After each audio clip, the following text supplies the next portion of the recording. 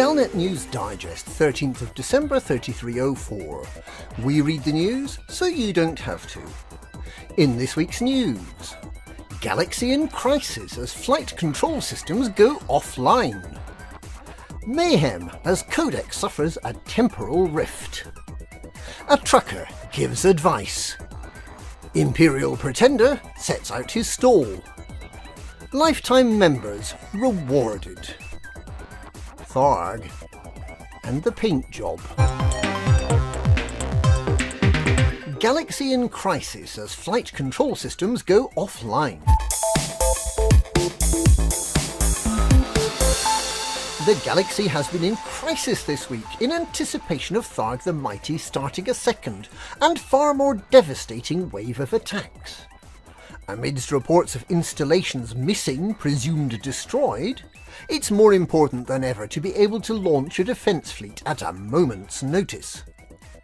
Unfortunately, the Pilots Federation chose Tuesday to install a massive upgrade to flight control systems, which does not appear to have gone as well as it might. Commanders report that they aren't even able to gain access to their hangar, let alone get clearance to take off. With Tharg the Mighty largely unopposed for 2 days, it was expected that the Thargoids might have already established bridgeheads in Sol, Achenar and Alioth. However, there's been an eerie silence from the Thargoids, even in 63G Capricorni, which the Thargoid attack fleet should have conquered last week. Who knows where Tharg the Mighty is, or what he's plotting? The Pilots Federation has confirmed that it's working hard to fix the problems, and that some commanders can sometimes now log in, as long as they don't try to dock, undock, jump into or out of supercruise, or attempt to jump between systems. Mayhem as Codex suffers a temporal rift. Commanders have demanded an explanation following a series of problems in the recently launched Codex. The Universal Cartographics Codex is a networked database system, bringing together detailed information about the commander and his ship, a selection of articles about history and current affairs, and a discoveries section that collates rumours and reports about new phenomena, marking them discovered when the commander personally confirms their existence. The problems are in the discoveries part of the Codex. The Pilots Federation, which collaborated with Universal Cartographics, claimed that historical data would be included. So it came as a shock to explorers to discover that there was in fact no information in this part of the Codex. The 11th of December 3304 has apparently been declared the first day of exploration, and all discoveries before this time remain unacknowledged. This has been leading to bizarre discrepancies, like Sagittarius A*, which is recorded elsewhere to have been discovered in November 3300, but is not being recorded as first reported until November 3304, 4 years later. It also means that commanders following up rumours may get there only to discover another commander already found the new thing before the Codex existed. Further issues that have been reported include being able to first discover planets in the inhabited bubble that have billions of inhabitants living there, and first mapped by tags overwriting previous first discovered tags. Explorers are not a violent group. However, there is a real possibility that they may organise a Yellow Asp protest, in which they'll orbit around Founder's World, firing DSS probes at the Pilots Federation headquarters, and exercising futile, but very satisfying, defiance. A trucker gives advice. A Hutton trucker has given some handy advice for explorers who wish to cherry-pick the very best planets from a system. Commander Zachalwe Lagrange encourages explorers to aim their probes at anything they find near the anal part of the word analysis, on the FFS signal scanner, explaining that anything in the anal zone pays much better than any other bodies.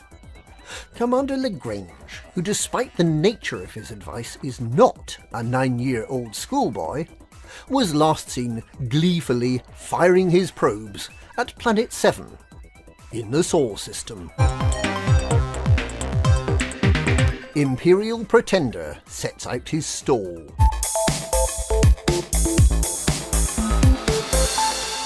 The puppet of Nova Imperium, the newly discovered pretender to the Imperial throne, has spoken to the Empire about his plans. In a carefully worded statement, punctuated by pauses during which he appeared to be listening intently, Hadrian Duval explained that having been brought up as ordinary citizen Hadrian Janssen, he understands the needs of the Empire far better than anyone else of noble blood. Now that his puppet master, Imperator Mordanticus, has revealed his true lineage, Hadrian realizes that the Empire has become diminished under the leadership of a weak female emperor willing to trade with the Federation and the Alliance, and that it is essential that he overthrows Emperor Arissa to save the Empire. Lifetime members rewarded.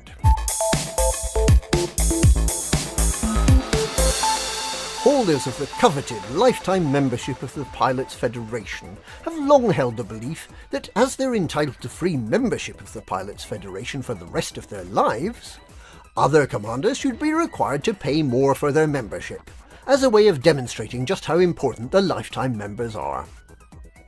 Now, the Pilots Federation has recognised these upstanding members, and has awarded them a free special gift: a bobblehead snowflake. Tharg and the Paintjob.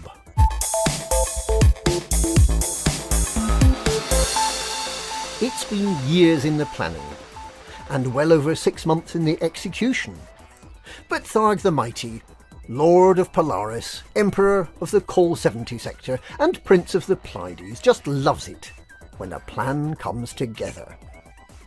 It took him months to work out how to send messages purporting to be from the Pilots Federation. It took vast covert diplomatic efforts to persuade the federal government to pass the GDPR law. It took all his skill and cunning to work out how to add a unique index to his Access database. But now it's ready. He's arranged for all the gullible commanders who sent in all their personal details to be sent a very special paint pack for their anacondas. A paint pack that looks like the Galnet logo. A paint pack concealing a heavily disguised Thargoid pilot. A pilot who will wait patiently for the signal. Tharg considers a maniacal mwahaha, but decides against it and chuckles instead. Those puny humans shut the front door. And that's this week's Galnet News. Galnet News, we read the news so you don't have to.